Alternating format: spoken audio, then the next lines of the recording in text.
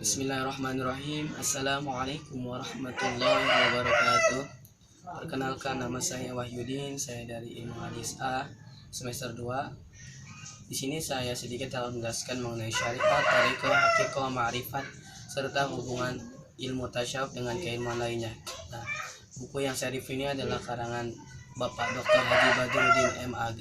Beliau juga dosen di Fakultas Usul dan Adab. Buku yang beliau tulis adalah mengenai pengantar ilmu tasawuf. Silakan teman-teman semua baca bab 3 dan bab 4 halaman 25 dan juga halaman 33. Oke, baik. Mulai saja dalam pembahasan pertama, itu mengenai syariat. Kita ketahui bahwa syariat menurut bahasa adalah tatanan hukum. Nah, dalam penekanan aplikasiannya adalah segala sesuatu aktivitas manusia atau umat Islam mengenai ibadah muamalah. Jadi syariat ini adalah pengaruh dalam hukum ibadah atau muamalah. Kita ketahui bahwa dalam pengaplikasiannya syariat ini berperan untuk yang pertama adalah keharusan seseorang untuk melaksanakan ibadah atau muamalah. Yang kedua adalah larangan untuk tidak melakukan ibadah. Yang ketiga adalah keharusan seseorang atau kewenangan seseorang dalam melaksanakan ibadah tersebut. Jadi syariat ini sangat penting karena apa? Kita tahu bahwa ada 5 hukum dalam Islam, yaitu wajib, sunnah, haram, makruh, dan juga mubah. Nah, inilah yang dimana syariat ini berperan penting dalam ibadah dan juga muamalah. Yang kedua adalah thariqat. Nah, thariqat adalah jalan atau cara. Nah, sedangkan dalam penekanannya, dalam thariqat merupakan petunjuk dalam melakukan ibadah. Jadi kita ketahui bahwa tadi syariat sudah ada hukumnya. Nah, thariqat ini adalah sebagai cara yang telah dicontohkan oleh Nabi, oleh sahabat, para tabiin, para tabiin tabiat, tabiin tabiin tabiat. Nah, jadi syariat ini adalah thariqah ini berperan penting dalam pelaksanaannya, dan juga kita ketahui bahwa tidak mungkin lah sesuatu itu bisa dilaksanakan kalau misalkan tidak ada thariqah ini. Nah, thariqah ini adalah berperan penting dalam pelaksanaan atau cara, mungkin lebih ditujukan pada cara dalam melaksanakan syariat. Dan yang ketiga adalah haqiqah. Haqiqah adalah kebenaran yang ditunjang oleh petunjuk untuk dapat memahami syariat, sedangkan secara istilah adalah kesaksian akan kehadiran peserta ketuhanan.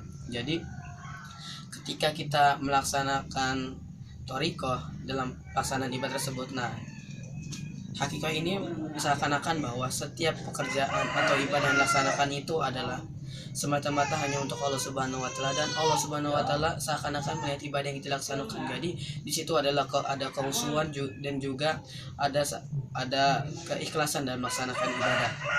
Dan yang terakhir adalah ma'rifat. Ma'rifat ini adalah tingkatan yang paling tinggi karena seakan-akan hati sanubarinya itu mengetahui bahwa Tuhan itu dekat dengan dirinya. Jadi tahapan ini adalah tahapan tinggi. Kalau hakikoh itu hanya sekedar dalam diri pribadi itu merasa dekat dengan Tuhan, tapi kalau marifat ini lebih ke hati, jadi lebih tinggi tingkatannya. Hanya orang-orang tertentu yang bisa melaksanakan marifat ini. Nah, selanjutnya adalah hubungan tasawuf dengan keilmuan lainnya. Yang akan saya bahas mengenai hubungan tasawuf dengan keilmuan lainnya adalah mengenai ilmu kalam. Kita bahwa tasawuf adalah pemberi wawasan spiritual dalam pemahaman ilmu kalam. Pemahaman yang mendalam lewat hati terhadap ilmu kalam menjadi lebih terhayati dan aplikasi dalam perilaku. Nah, dalam ilmu kalam kan membahas tentang sifat-sifat wajib bagi Allah. Nah, ilmu tasawuf ini lebih mendalam lagi sehingga dalam pelaksanaannya dapat dilaksanakan dengan sebenar-benarnya, juga hati sanubari melaksanakan dengan sebetul-betulnya. Dalam perdebatan mengenai ilmu kalam, ilmu tasawuf berperan penting dalam pendinginan segala sesuatunya. Ilmu tasawuf berfungsi memberi muatan rohani sehingga ilmu kalam tidak bergerak ke arah yang lebih liberal dan bebas. Jadi ketika seorang berpikiran tentang ilmu kalam yang bergerak lebih bebas, mengenal Tuhan dengan lebih bebas, nah, ilmu tasawuf ini menutup gerak bebas tersebut. Karena apa? Takut terjadi kesyirikan atau yang tidak diinginkan oleh umat-umat Islam. Nah, mungkin itu saja yang bisa saya sampaikan. Kurang lebihnya mohon maaf. Wassalamualaikum warahmatullahi wabarakatuh.